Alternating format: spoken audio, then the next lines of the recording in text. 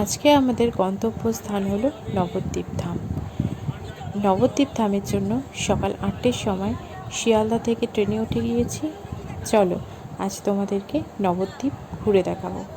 নবদ্বীপের যে সমাজবাড়ি আছে সেই সমাজবাড়িটা পুরোটাই তোমাদেরকে আজ ঘুরে দেখাবো। তোমরা দেখতে থাকো এবং সঙ্গে থাকো।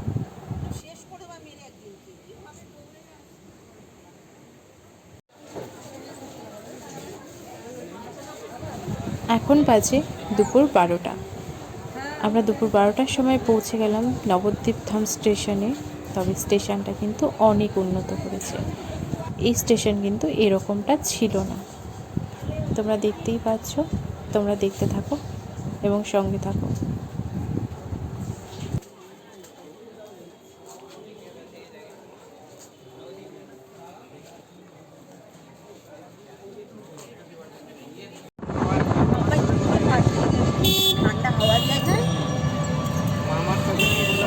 খুশি লাগে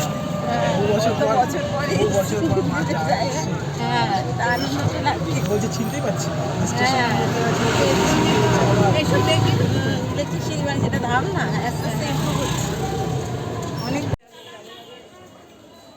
ফাইনালি আমরা সমাজবাড়িতে এসে পৌঁছালাম। তবে সবার মুখে শুনি যে সমাজবাড়ি নাকি এরকম ছিল না, অনেক আগে পুরনো যখন ছিল তখন নাকি অনেক অন্যরকম ছিল। এখন নাকি অনেক ডেভেলপমেন্ট করেছে। তবে আমি জানি না, আমি শুনেছি। তবে তোমরা দেখতে থাকো। এই হলো দাদা গোসাই। শুনেছি দাদা গোসাই নাকি আশ্রমটি তৈরি করে গেছে। তবে আশ্রমটি সত্যি খুব ভালো লাগছে, আমার তো খুবই ভালো লাগছে। তবে এই আশ্রমের চারিদিকে গাছপালায় ভরে আছে, সত্যি খুব ঠান্ডা পরিবেশ, খুবই ভালো লাগছে। এবং এই আশ্রমটি জানি না তোমাদেরকে কতটা ঘুরে দেখাতে পারবো। এই আশ্রমটি কিন্তু অনেক বড় এরিয়া জুড়ে আশ্রম।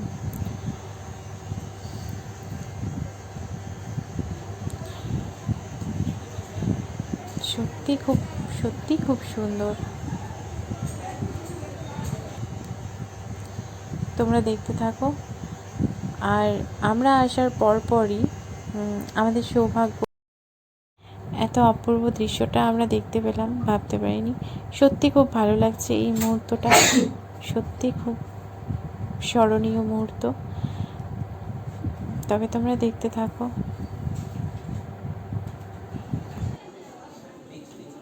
তবে সমাজবাড়িতে যদি তোমাদের খেতে হয় তাহলে কিন্তু আগে থেকে টিকিট করে নিতে হবে, এবং 80 টাকা করে টিকিট। এবং ওদের দেওয়ার সিস্টেমটা কিন্তু সত্যি খুবই ভালো, খুবই সুন্দর।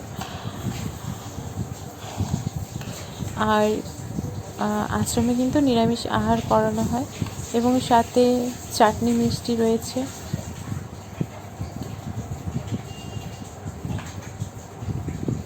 সব কিছু মিলিয়ে সত্যি অসাধারণ।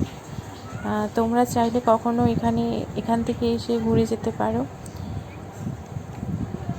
যদি তোমাদের কিছু জানার থাকে তাহলে আমাকে কমেন্টে জানিয়ে দিও, আমি তোমাদেরকে জানিয়ে দেব। তবে তোমরা দেখতে থাকো। আজ এইটুকুই। সবাই ভালো থেকো। রাধে রাধে।